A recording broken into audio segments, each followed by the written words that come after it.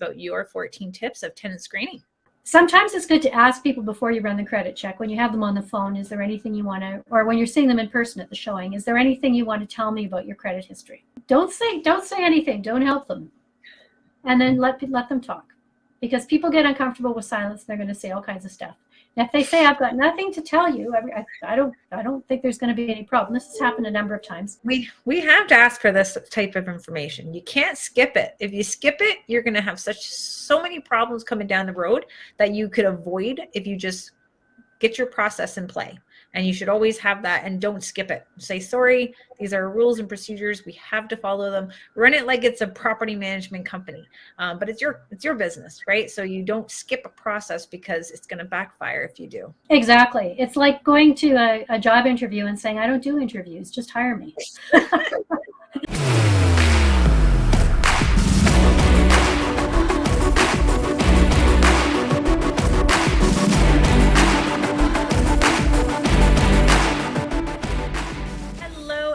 Thank you so much for tuning in again to the Canadian Real Estate Channel. I am Kayla Andrade, founder of Ontario Landlords Watch, and also the co-host for the Canadian Real Estate Channel, bringing you experts from across Canada. I think our major downfall for some landlords is that they don't have enough education. So the Canadian Real Estate Channel is definitely going to be that spot that you can get expert advice from the comfort of your own home. So you may have seen her on here before. We have Nelda Schulte. She is going to be sharing her thought process on tenant screening, and she's in Alberta, so there's going to be things that, you know, a little bit different, but tenant screening does tend to go right across Canada.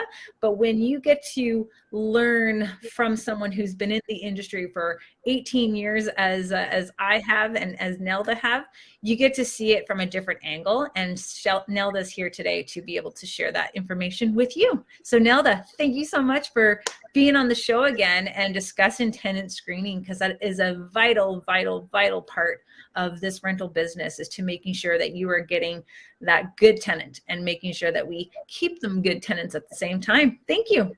Thank you for having me, and it's nice to be back again. We want to be able to have you on the show and tell us about your 14 tips of tenant screening. Well, these are 14, happy to share. I'm sure there are many more. And for those experienced landlords who are listening, if you've got other tips that you want to share that are good shortcuts, please let us know. Subscribe to the channel and let us know, because I learned some of my best tips from other landlords. So 14 tips. The first one is, how many pets do you have and what breed and or weight? And the reason I ask how many pets as opposed to do you have any pets is because many people will tell you that they don't have a pet because they don't own a pet. They might be pet sitting for their daughter or their neighbors or a friend, and the pet's living with them quite a bit of the time, but they don't really say that they have a pet because they don't own the pet. So if you ask them how many pets, they're more inclined to give you an honest answer. You also have people who have been in relationships and they split up and they kind of have joint custody of a dog or cats or whatever, and so they'll tell you they don't have a pet either.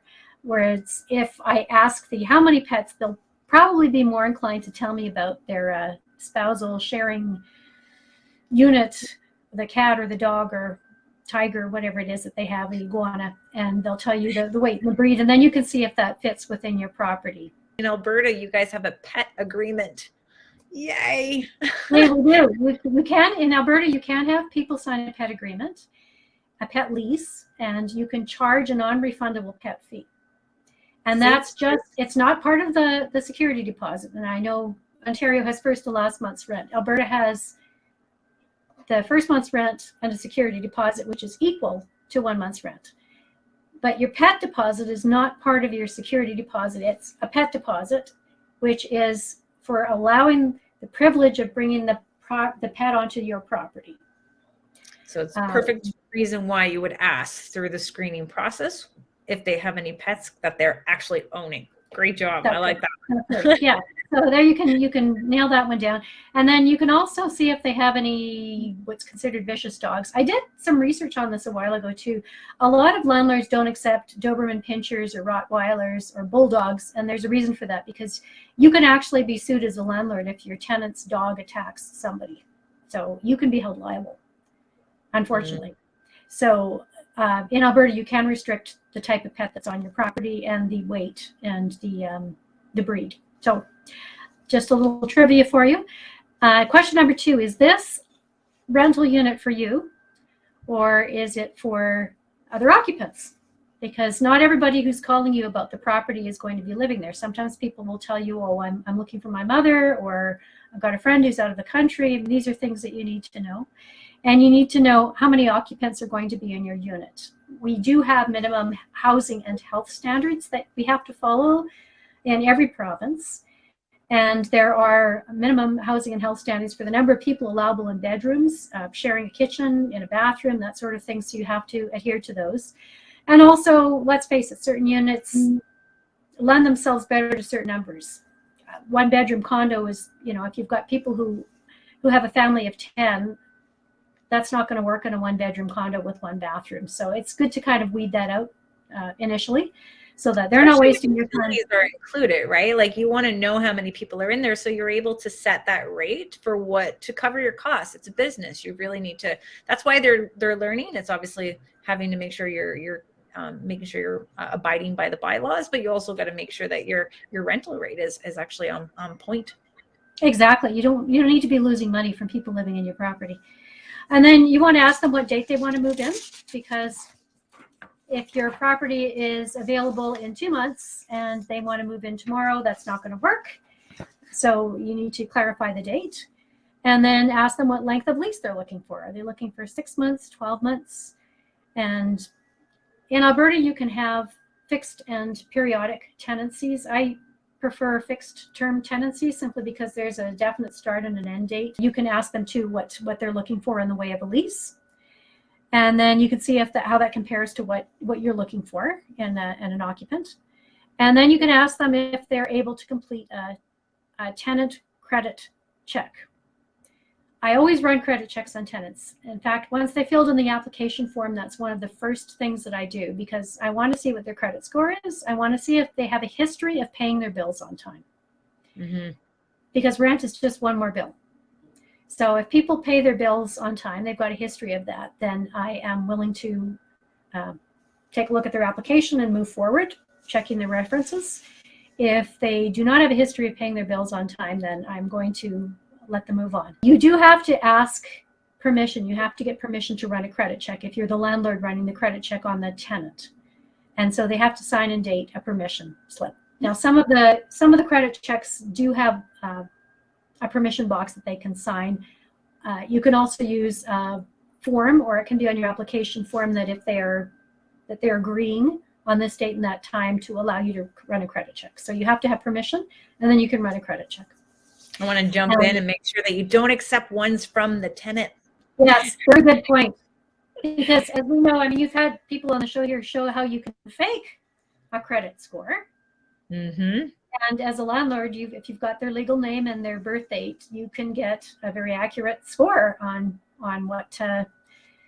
what's going on with their credit history. So that's very helpful. And yeah, you want to run it yourself. You don't want to leave it up to chance. Once you've run the credit check, you want to check their identity. So you want to ask them for a government issued identification, such as the driver's license or passport with their photo ID on it. Yes. And then you want to check that against the credit check. So you want to see, is the name the same? Because sometimes I've run these and I've had aliases turn up, which is somewhat interesting. And you want to check the addresses. So you want to see if the addresses on the credit report are matching their application form, and if they're matching their government-issued identification. Then you want to get caught, I think, like when they have the application and then what's on the credit check and what's on their ID, because you have to get your ID updated, and then your credit check is telling you something completely different to where your current application is stating. So it's very important that you start pinpointing, because if they're able to lie about this, what else are they able to lie about? Exactly. Yeah, if you start catching little things, it's a big red flag, and it's good to call them up on it and see if there's consistency there. Check the past payment history. So credit checks will show you whether there are loans, how much is owing on the loan. They'll show you whether people pay on time every month, or if they're late in their payments, how late they are. They'll show you if there are any liens or collections against their their credit history, and it'll also show you if there's a bankruptcy. Sometimes it's good to ask people before you run the credit check, when you have them on the phone, is there anything you want to, or when you're seeing them in person at the showing, is there anything you want to tell me about your credit history? Don't say anything. Don't help them. And then let them talk, because people get uncomfortable with silence. They're going to say all kinds of stuff. And if they say, I've got nothing to tell you, I don't think there's going to be any problem. This has happened a number of times.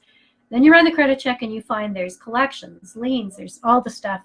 And you go back to them and they're like, oh, I had no idea. That's no.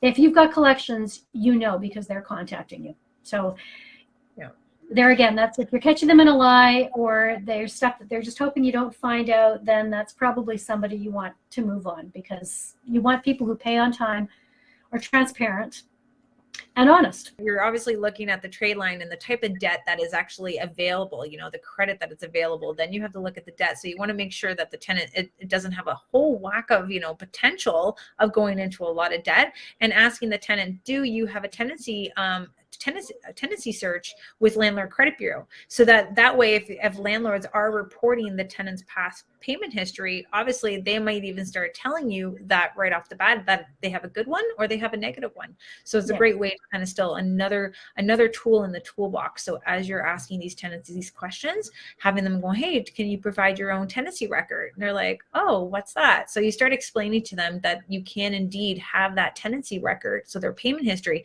is now incorporated through the FrontLobby credit check. So it's great. Yeah, I start seeding it. The more people hear it and the more they start doing it, then the better it is for everybody. So that's a very good point. I'm glad you brought that up. And how do you read a credit score? Because I've had a lot of people ask me that. I remember working as a leasing agent many years ago and looking at it and going, ugh, looks like hieroglyphics. It's pretty easy to read. You're looking at credit scores have numbers from 1 to 1,000. The closer you get to 1,000, the better the credit score is.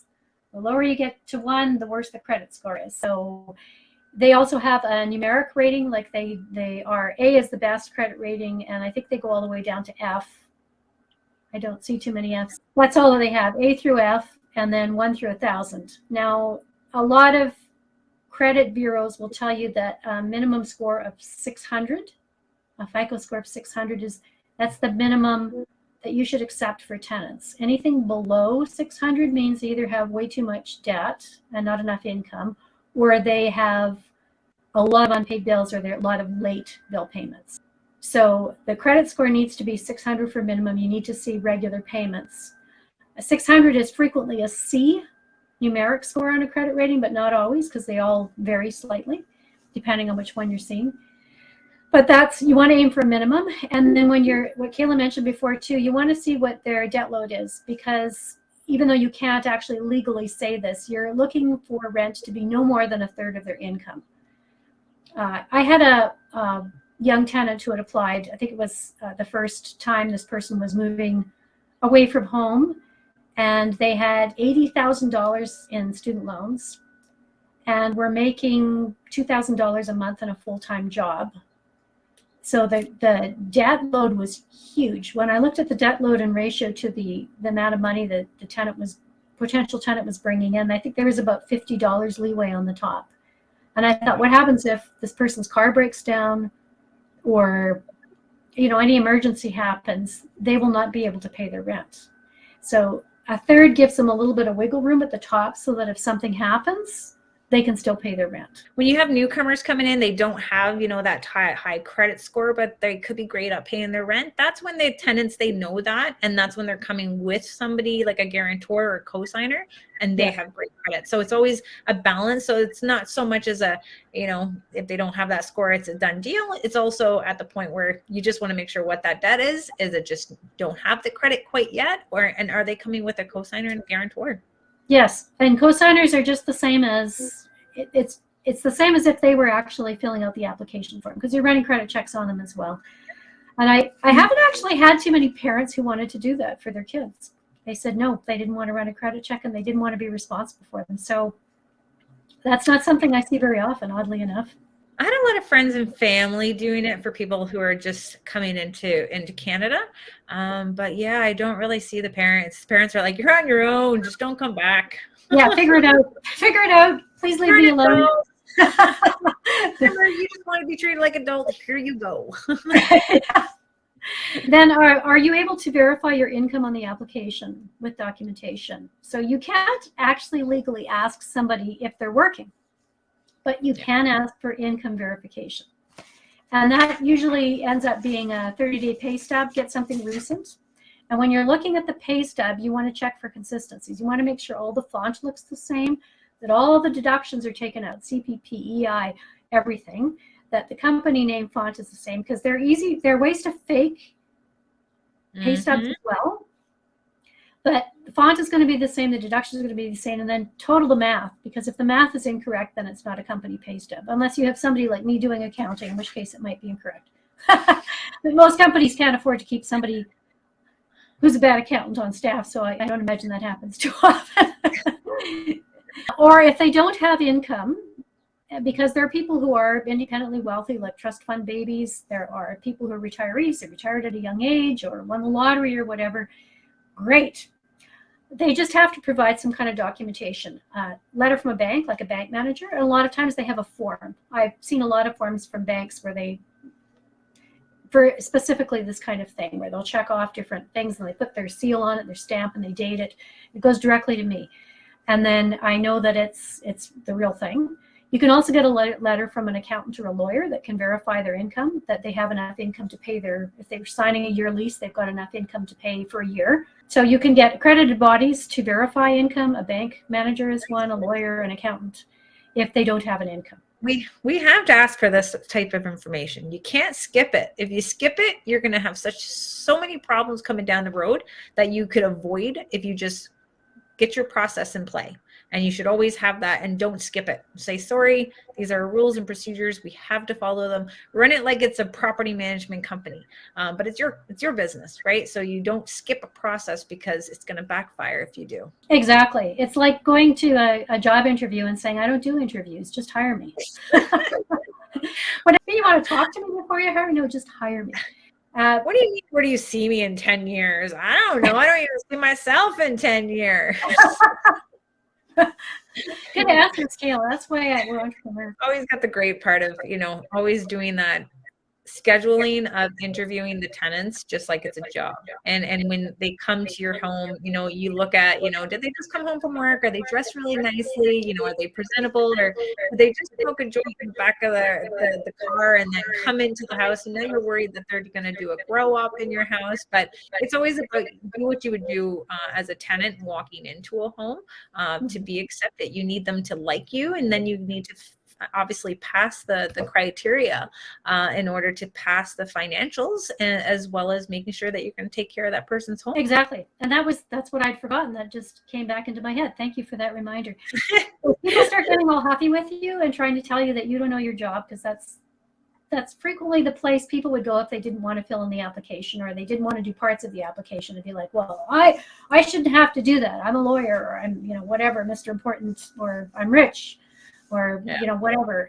You don't know what you're doing. The last couple places, they didn't ask for this, and so you're clearly an idiot.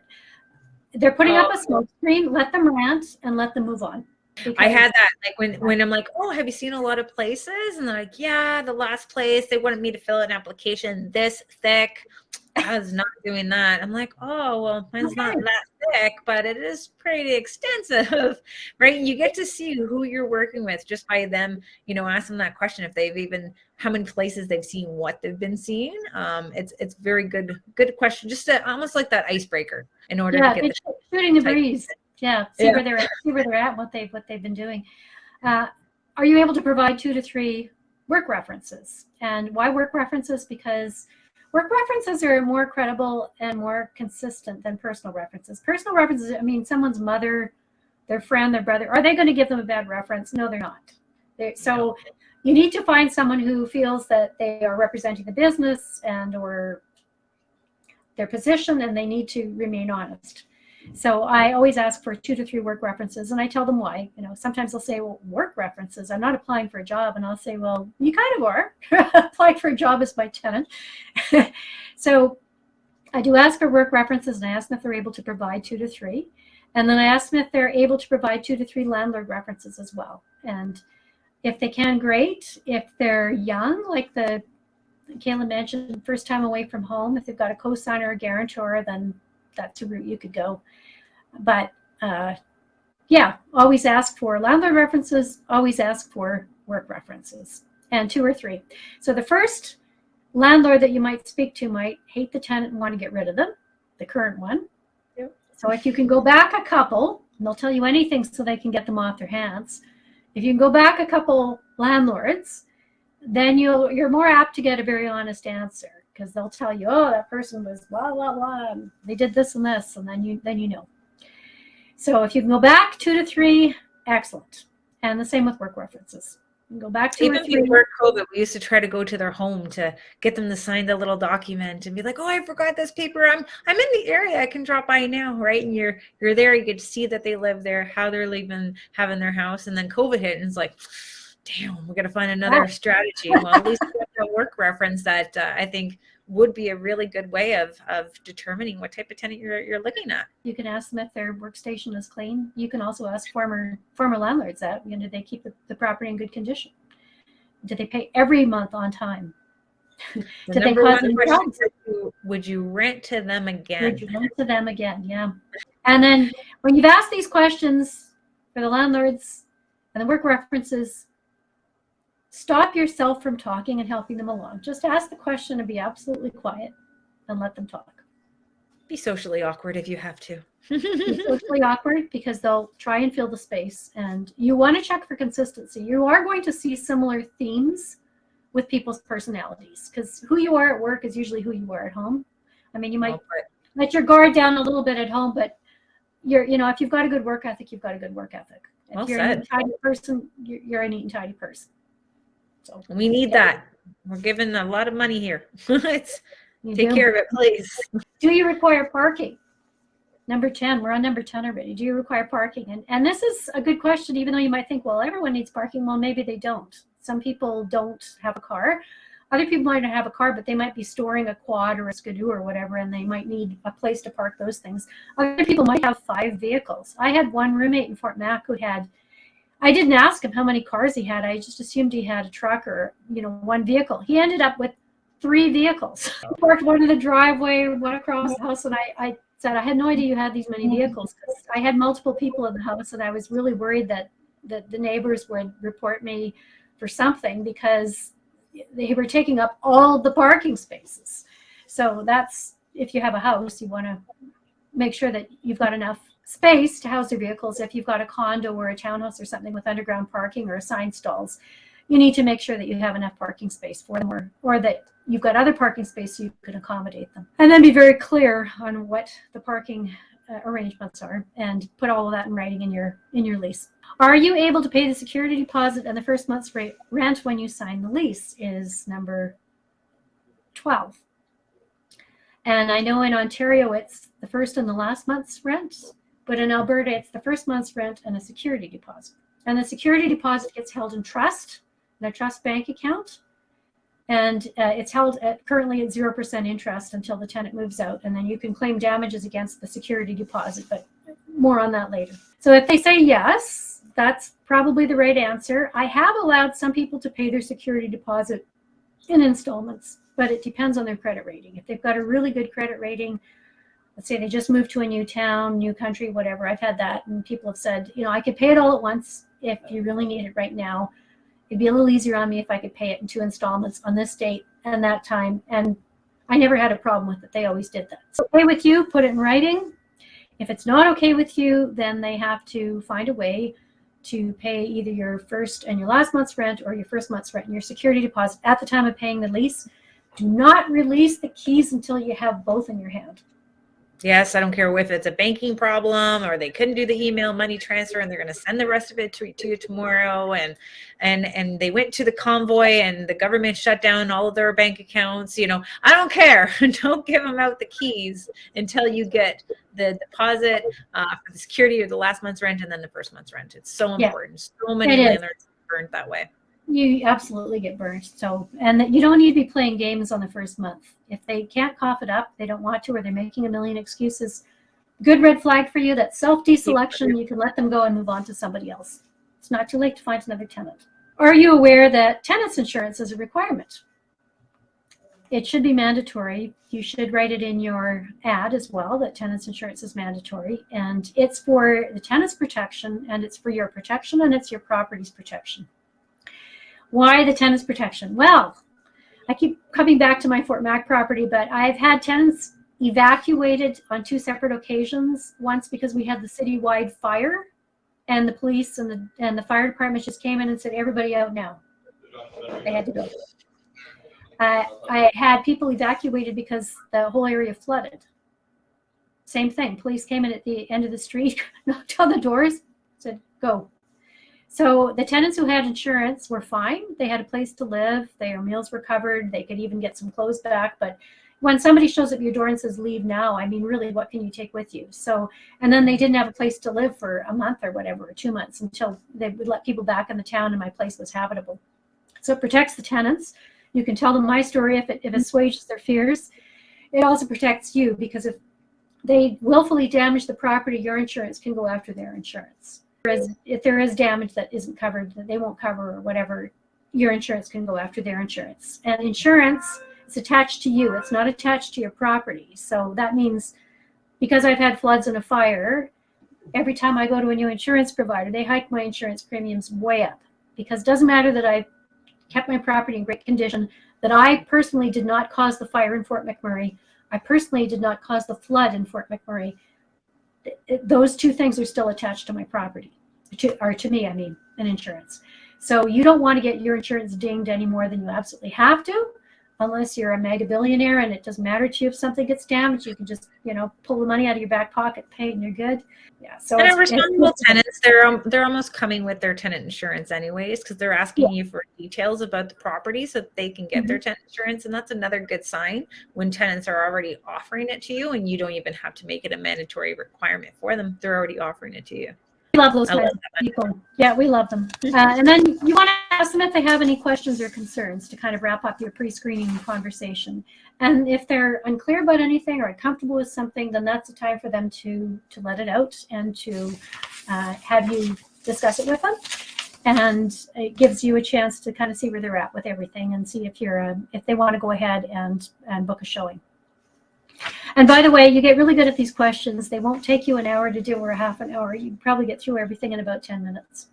And when you're talking to them, you get a feel for the tenant. You get a feel for their personality and whether they're polite, whether they're respectful, whether they're good at following procedures, whether they follow instructions, whether they are willing to do that kind of stuff. So you're still kind of interviewing them based on their attitude during that as well.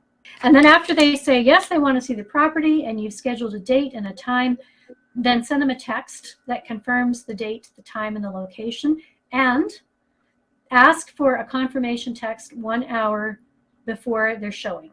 And let them know that if they don't text you or call you, if their appointment's at 6 and they don't text or call you by 5, you're not going. Because you don't want to be showing up and there's nobody there. You can waste your whole night driving around to locations, and you don't want to do that. We have enough on our plates as landlords. So just be firm. Just let them know. I just want you to confirm that you are coming to your appointment. And once I receive your text or your call, I'll jump in my car and I'll go down to meet you. However, I won't do that until I get your text or your call.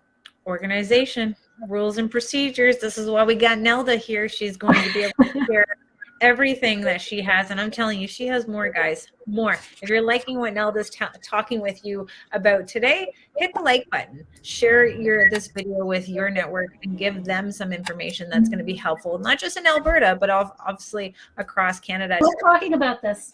Actually, the funny thing is when I talk to other landlords as references, and they're like, oh yeah, with the last question, if you're a landlord, would you rent to them? And they go, I am a landlord. And then we go, then we go off on big tangents about landlord stories. So that's always kind of fun. So thank you for letting me go off on my tangents, my 14-point tangent here. No, you know what? You gotta give a little bit of a story to the points, and that's why we wish that we could do like a full-on webinar, a full-on show to really dive deep into how to implement each and every question and how to talk about it and how to bring it up and bringing in little icebreakers here and there, but we got a lot of information for them to go off of right now so that everyone's going to be prepared, feeling confident going into their tenant screening. And then we're going to have you back on, Nelda, if that's okay with you, because I know with your leasing in Alberta, I think this is something where all of landlords across Canada should know about, because when you invest, you want to know that you're investing in the right property and the right tenants, but you also need to make sure that you're investing in the right province. And based on the rules and the regulations, that could really make it or break it where you want to invest. So I really want to have you back on so we can talk about your tips about what landlords should be having for their lease and how that's going to protect them as they are going through this journey of being a landlord in Canada. So Nelda, again, thank you so much. We'll put as much links in there as everything that we talked about, from TenantCube to FrontLobby to being able to find Nelda's website. And I want to thank everyone for tuning in and watching our videos, and making sure if you have your tenant screening tips inside of besides what Nelda and I were able to share with you, put it in the comments. Help our other viewers out and share your tips and tricks, because we're just going to be learning together. And it's landlords helping landlords, or property managers helping property managers. But we do want to thank you for watching and being a part of the Canadian Real Estate channel. And until we do this again, thank you again, Nelda, and we'll be talking soon.